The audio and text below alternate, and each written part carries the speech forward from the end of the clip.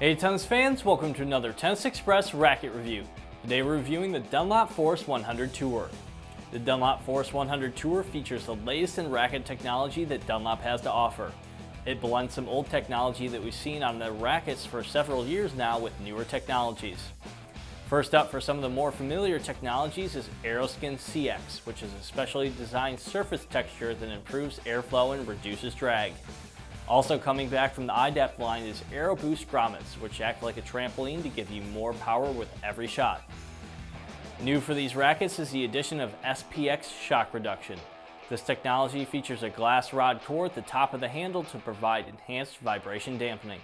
Lastly for these rackets is the addition of Hyper Flare butt caps, which widens the flare to give players a better grip. And I just finished up my playtest as well, the Dunlop Force 100 Tour. Just like the Tour, I thought this had a little bit too much power. This one's a little heavier, and I think the balance on this one is better.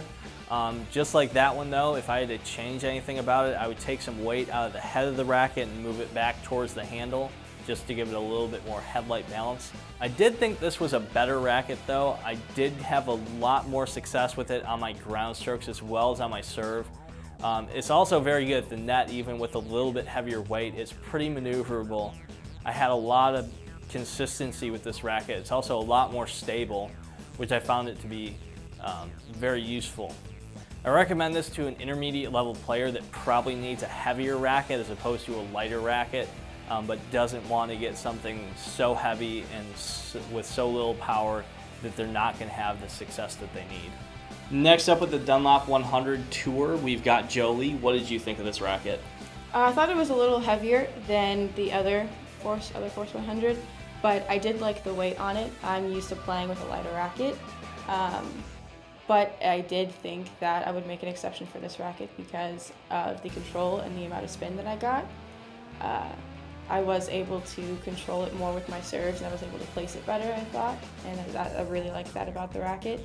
It was a little heavier than the rest of the Dunlops, but I did like it for that, I think. I think it was probably one of my favorites out of the rest of the Dunlop rackets.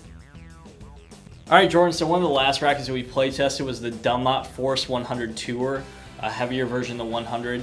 What did you think of this racket? Comparing it to the Force 100, I liked it a lot more. I like the extra weight in the handle, and I like the playability of a heavier racket.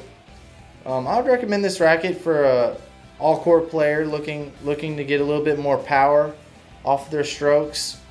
Also, someone looking for a more forgiving head size, maybe a larger sweet spot. Compared to the Force 100, I like this racket a lot more, just because of the balance was much better. I really liked the racket when I was serving and volleying. I thought that the weight and the handle made it much easier to plow through the volleys.